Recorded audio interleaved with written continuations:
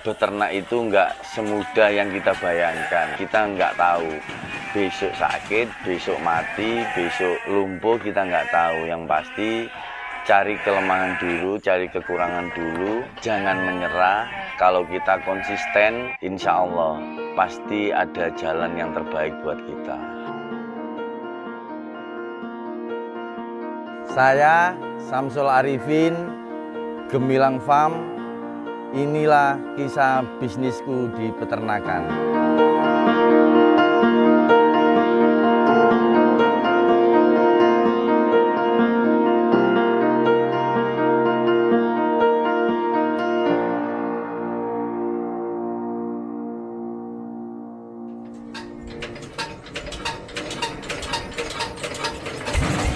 Nama saya Samsul Arifin, saat ini bergelut di bidang usaha peternakan Gemilang Farm yang beralamat di Desa Ketapanglor, Kecamatan Ujung Pangkah, Kabupaten Gresik. Kebetulan Desa Ketapanglor ini Ketapanglor Gemilang. Nah, setidaknya kita sendiri biar sama-sama ingin desa kita lebih dikenal, ya kita mengikuti ke nama desa, jadi Gemilang Farm. Nanti biar sama-sama dikenal peternakan Ketapanglor di wilayah Gresik.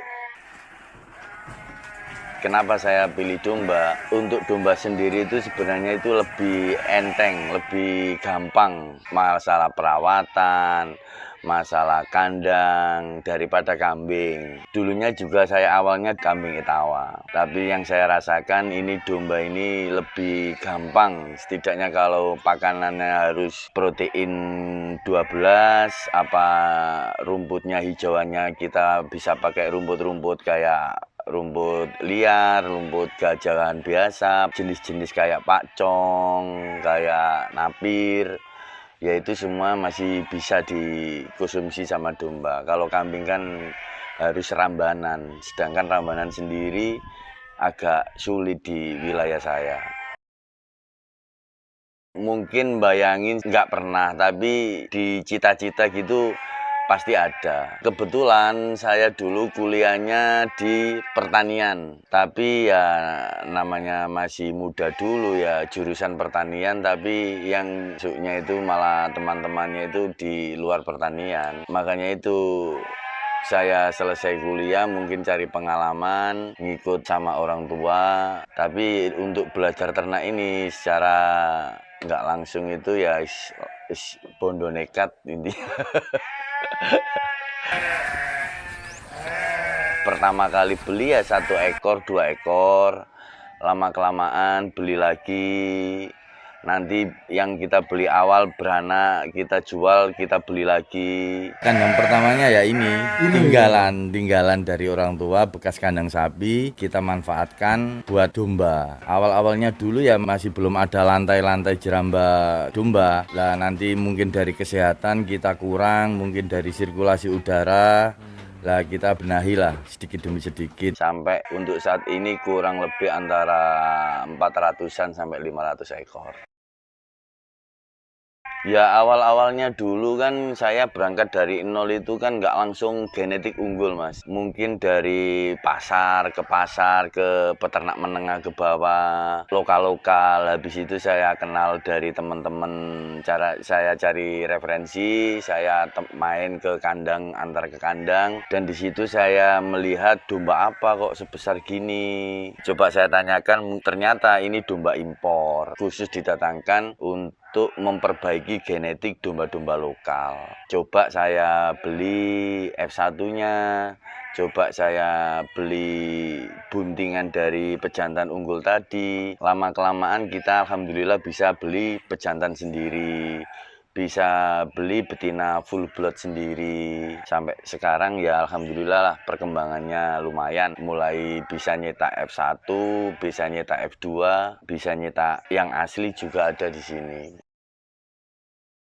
Peternakan kami itu domba genetik unggul yang setidaknya kita silangkan sama domba-domba lokal biar manfaat ke peternak-peternak di wilayah saya bisa diunggulkan lagi dari genetik yang kita punya. Sebenarnya sih sama, kayak Dorper, kayak Texel semua itu bagus.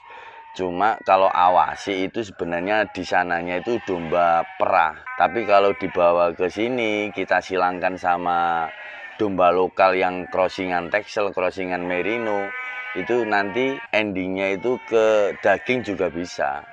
Untuk penambahan berat badan, untuk ADG, perkembangannya juga nggak kalah sama yang lain.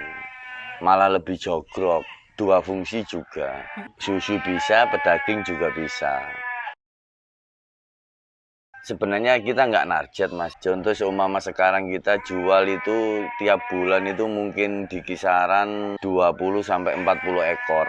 Kita minimal jual F1 jantan itu di berat minimal 30. Itu umur 4 sampai 5 bulan. Untuk saat ini mungkin lokal itu di kisaran 50 sampai 57 per kilo.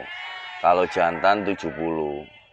Kalau untuk yang crossingan Texel, crossingan Merino, itu di harga kurang lebih 80 sampai 90. Nanti kita gedein sampai berat 50 kilo, berarti seumpama harganya 5 juta. Mungkin pasarnya masih belum bisa menyerap. Makanya kita standarkan lah, oh pasarnya mau yang kualitas bagus, tapi harganya nggak murahan, berarti di kisaran 3 juta sampai 3,5. Makanya kita dengan patok harga 100.000 sampai 120 berarti kita harus jual minimal berat 30 di usia 4 sampai 5-6 bulan. Penyajiannya di tempat kita itu 3 kali dalam satu hari.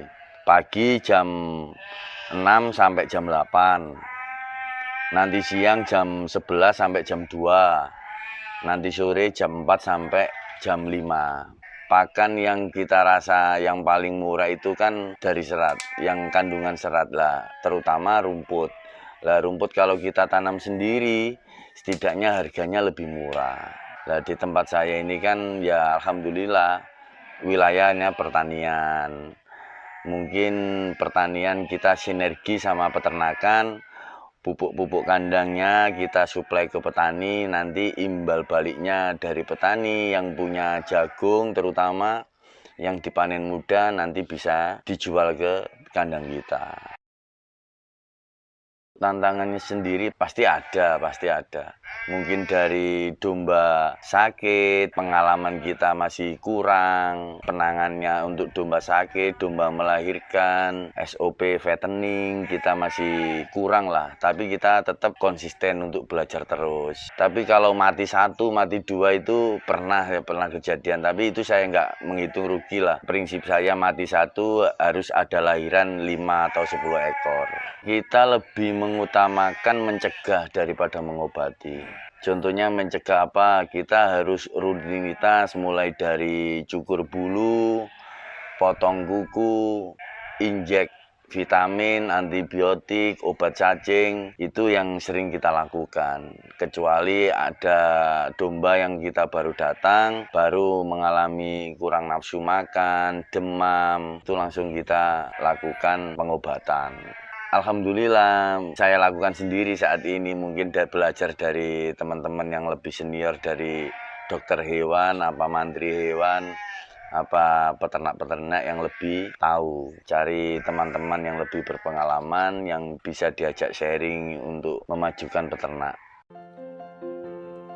Jangan ngelihat yang enak-enak dulu, cari yang kekurangannya dulu. Kalau untuk pemula, setidaknya beternak itu nggak semudah yang kita bayangkan. Mungkin ada keluh kesahnya, soalnya di ternak sendiri, dombanya itu kan punya nyawa. Kita nggak tahu, besok sakit, besok mati, besok lumpuh, kita nggak tahu. Yang pasti cari kelemahan dulu, cari kekurangan dulu. Baru kalau kita sudah siap, pengalaman, mungkin dari pengetahuan, jangan menyerah. Kalau kita konsisten, insya Allah pasti ada jalan yang terbaik buat kita.